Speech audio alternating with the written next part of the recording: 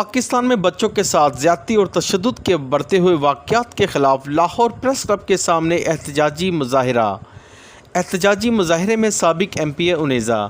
Civil society के लोग और वकला बरादरी की बड़ी तादाद ने शिरकत की। मुज़ाहिरीन ने आला काम से मुतालबा किया कि बच्चों पर तशद्दुद के वाक़यात की रोकथाम के लिए ठोस इक़दामात उठाए जाएँ ताकि ऐसे वाक़यात तुरुन्मा ना हो सकें। इस मौके पर शुरका ने मीडिया से गुफ्तगू करते हुए कहा कि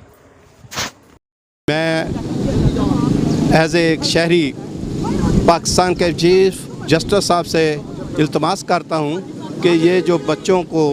दिन ब दिन अगवा किया जा रहा है और इन पर तशद्दुद किया जा रहा है, इसके ख़िलाफ़ हम ये आज का एहतजाज कर रहे हैं। तो हमें इंसाफ चाहिए सुप्रीम कोर्ट से। ये ऑलरेडी पाकिस्तान मुस्लिम लीग ने इस पर कानून साजी की हुई है, तो हम चाहते हैं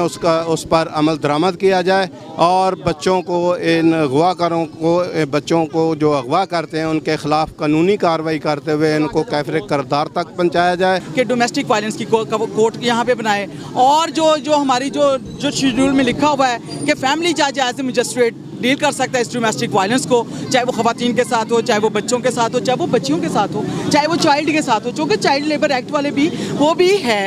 भी है, उसमें भी ट्राई किया जा सकता है। लेकिन जो इस किस्म के वाक़यात होते हैं, पानी डालना और उनके गर्म सलाखों से उनको दागना, उनके ऊपर जुल्म करना, इस्त्रियाँ लगाना और इस किस्म के वाक़यात जो हैं, इसके लिए बाकायदा कोर्ट मौजूद है। Family court as a magistrate according to the schedule of the constitution can try these type of cases। बच्चों की चाइल्ड अब्यूज़ के लिए आज जो भी प्रोटेस्ट किया गया है, इसका मेन मकसद ये है कि हम जो हमारा फ्यूचर है वो बच्चों के साथ है, उनकी एजुकेशन उसकी इस्टेब्लिशमेंट के साथ है, उनकी वेलफेयर माइनर्स के साथ है। हमने उनकी वेलफेयर के लिए क्या करना है,